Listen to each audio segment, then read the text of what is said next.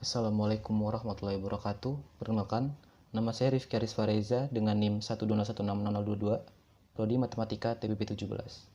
Di sini saya akan menjelaskan mengenai tugas UAS PKS 2, yaitu tentang perulangan, percabangan, dan penggunaan array pada program C++. Di sini saya menggunakan dua program, yaitu ada program matriks pada mata kuliah Matdas 2A, lalu saya menggunakan program sifat koligatif yaitu penurunan titik beku larutan pada materi kimia dasar 2B. Nah, untuk yang pertama saya akan menjelaskan tentang program matriks. Sebelum saya menjelaskan codingannya, saya akan menjelaskan tentang flowchartnya terlebih dahulu. Nah, ini adalah flowchart yang saya gunakan untuk program matriks. Yang pertama-tama saya menjelaskan atau mendeklarasikan integer baris X, kolom X baris Y, kolom Y, pilih jumlah I, J, K, X, Y, dan Z. Nah, setelah itu akan muncul output program menghitung matriks X. Setelah itu kita akan diminta untuk menginputkan banyak baris dan banyak kolom dari matriks X dan matriks Y akan kita hitung. Nah, setelah itu, setelah sudah menginputkan nilai dari baris dan kolom tadi, maka akan muncul pilihan ini. Jadi ada pengurangan matriks, ada penjumlahan matriks, dan perkalian matriks. Jadi jika kita memilih satu, maka akan terproses pengurangan matriks dan akan diproses di sini pada percabangan yang satu. Lalu jika kita memilih dua, maka program akan terproses di sini bagian penjumlahan matriks. Nah, untuk penjumlahan dan pengurangan sendiri, jumlah baris dan kolom yang kita pilih harus sama. Jika berbeda, maka akan muncul output berupa untuk penjumlahan atau pengurangan, baris dan kolom matriks X dan matriks Y harus sama. Nah, selanjutnya, jika kita memilih 3, maka kita akan diproses pada sistem perkalian matriks. Nah, untuk perkalian matriks sendiri, syaratnya kolom pada matriks X harus sama dengan jumlah kolom matriks Y. Lalu saya akan menjelaskan mengenai codingan yang telah saya buat. Di sini saya menggunakan include IOStream dan include IOManip. Nah, fungsi dari include IOManip ini untuk memanipulasi dari parameter yang telah kita buat. Nah, pada program ini saya menggunakannya untuk memanipulasi spasi. Karena saya menggunakan program matriks, agar outputnya terlihat lebih rapi, maka saya menggunakan include IOManip. Nah, include IOManip ini akan berupa SETW 4 ini.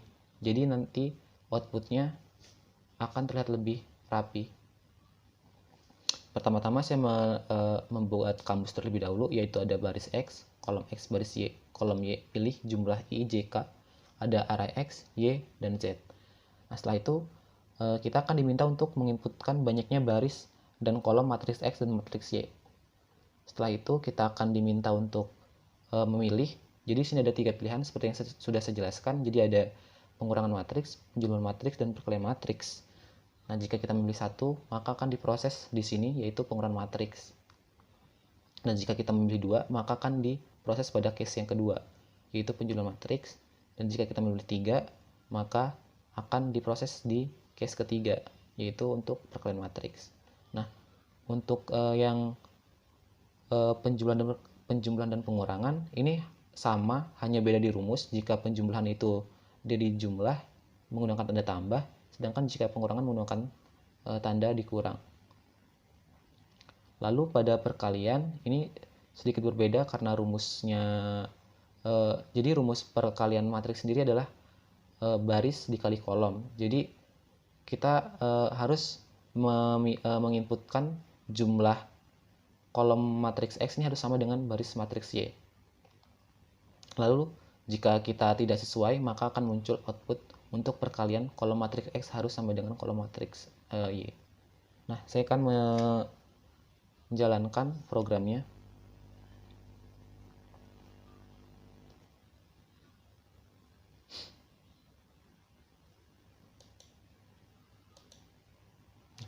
Nah, kita diminta untuk menginputkan banyak baris matriks X.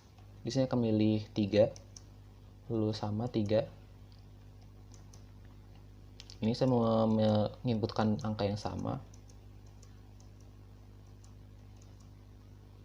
lalu ini ada 2, jumlah baris matriks Y, lalu ada jumlah kolom matriks Y adalah 3. Nah, kita akan diminta untuk menginputkan nilainya.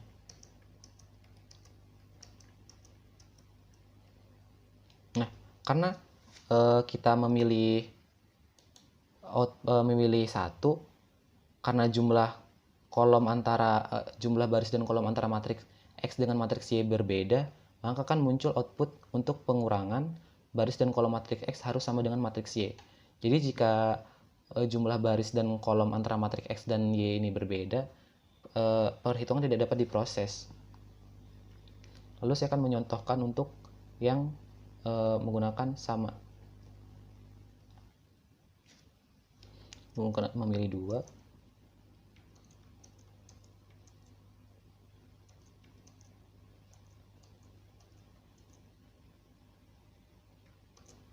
Nah, jika kita menginputkan jumlah baris dan kolom matriks ini sama, maka dapat diproses. Di sini saya memilih 2, yaitu ada pada matriks X ini ada 2 ditambah 2 jadi 5 hasilnya.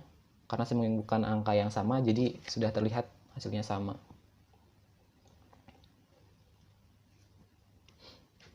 Lalu saya akan menjelaskan tentang program kedua yang saya buat.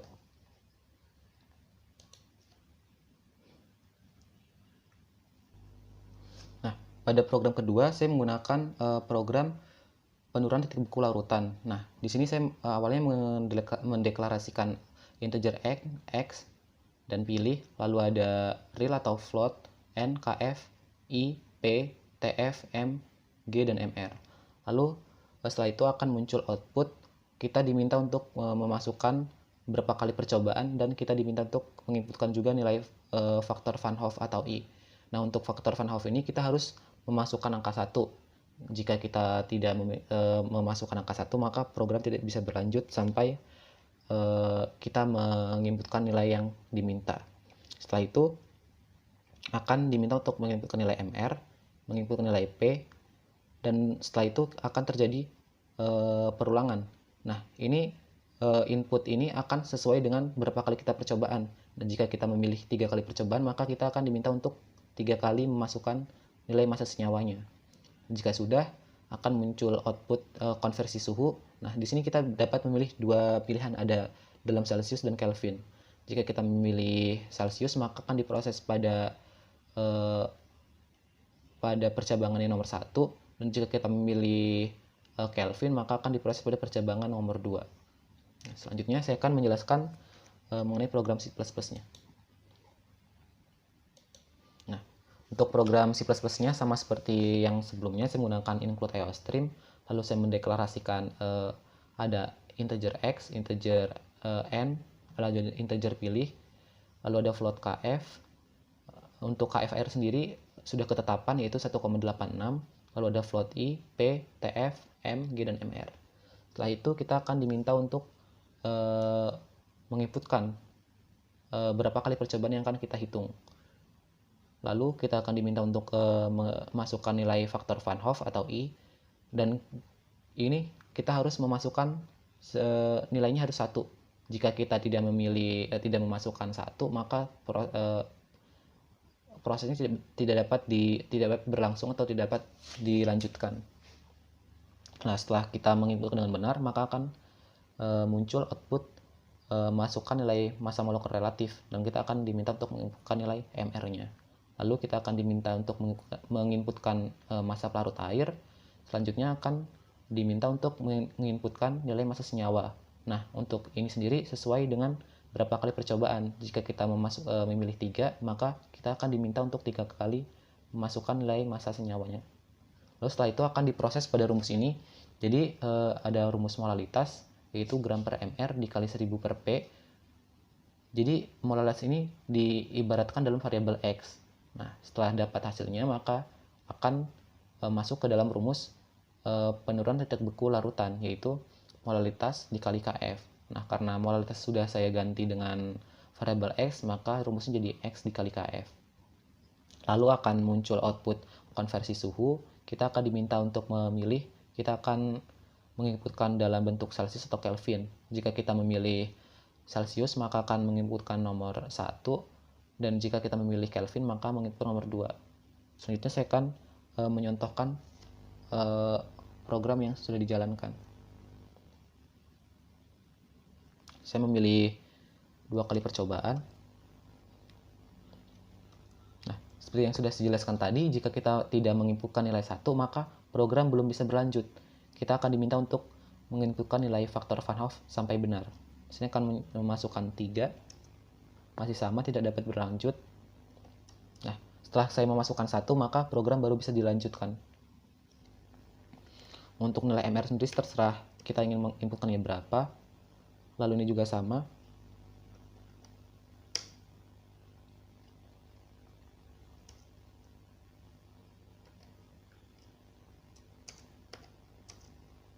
Nah, sama seperti tadi, karena saya menginputkan 2 kali percobaan, maka saya diminta untuk menginputkan sebanyak 2 kali massa senyawa yang akan dihitung.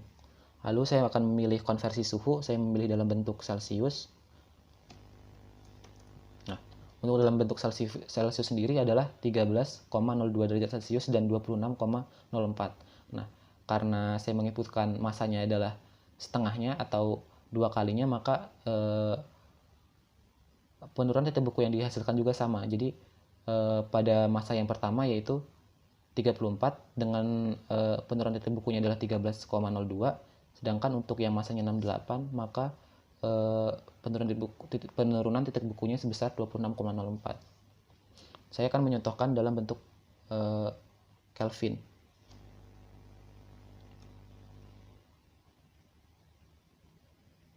Sama seperti sebelumnya, saya memasukkan 2 kali percobaan. Saya langsung memilih 1 agar programnya bisa dapat berlanjut. Juga terserah kita.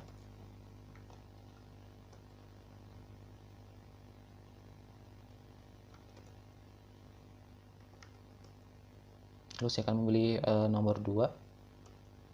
Nah, untuk Kelvin sendiri, jadi rumusnya yang digunakan adalah hasil perhitungan ditambah 273.